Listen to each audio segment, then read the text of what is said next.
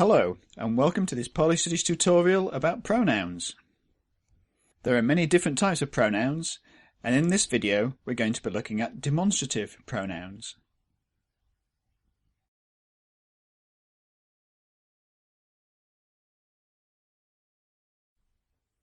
Now, we saw in the last video that pronouns replace substantive nouns, that is, people, places or things.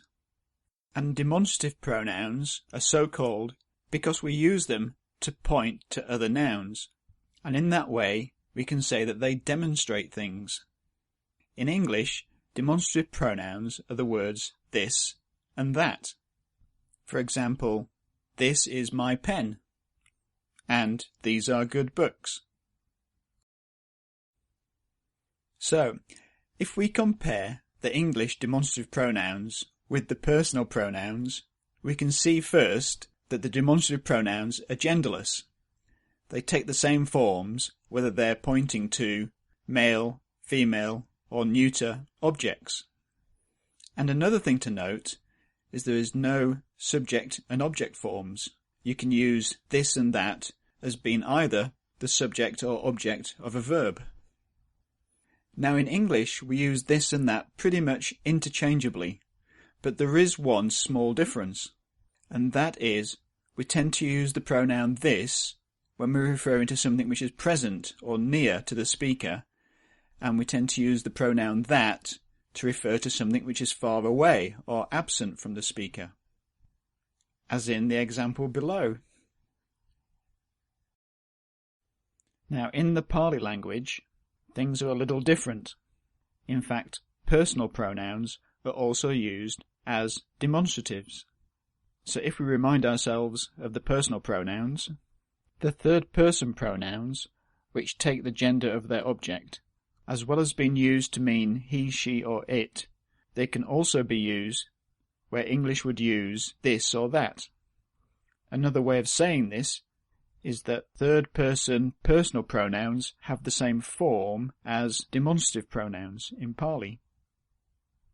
So the Pali word so can either mean he in English, or either this or that.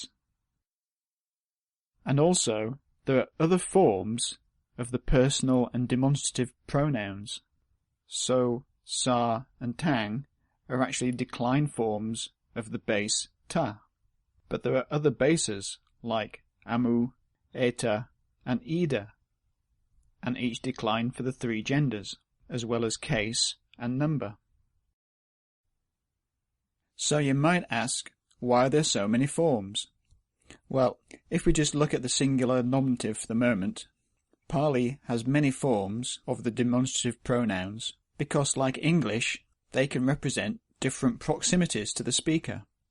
So forms from the base ta often describe someone or something that is absent or distant from the speaker, whereas the stems eta and ima often refer to someone or something which is close at hand and more immediately present. Now the base amu can mean something which is remote from the speaker, but it can also denote a contrast, like in English this or that. For this reason, we can say that the pronouns which come from ta correspond more with the English word that, while eta and ida correspond more to the English word this. However, it's worth noting that, like English, these rules aren't hard and fast. This and that are often used interchangeably, and this is true in the Pali language too. Note, however, they can simply be a third-person pronoun meaning he, she or it, and you'll have to work out from context which of these is the case. Now, each of these four pronoun bases decline. They will take their gender and their number from the object which they refer to, and their case comes from how they are used in the sentence, nominative being the subject case and accusative being the object case, and the others with prepositions. We can see from this table that there are many forms, but we're not going to spend much time worrying about these right now. Instead, let's look at some examples. So here we can see both so and kayo are in the nominative case, and hoti refers to the third person. So we might be tempted to translate this as he is the body, taking so as a personal pronoun, but it might be better to render this that is the body, or even this is the body. In our next example, again we can see that both terms are in the nominative case. So from this we can infer that it might be an equational sentence with the linking verb is in between the two nouns. In our final sentence, we have the two nouns idang and bhagava separated by the verb evoker. If we translate this word for word, we get this, he said, the Blessed One.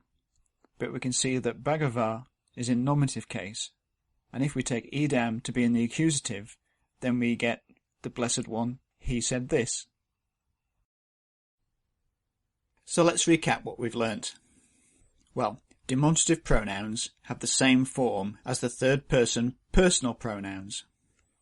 Both the personal and the demonstrative pronouns can be based on 4 different stems, and these different stems very generally relate to the proximity of the object to the speaker. And finally, they decline to match the same number and gender as the thing which they are replacing.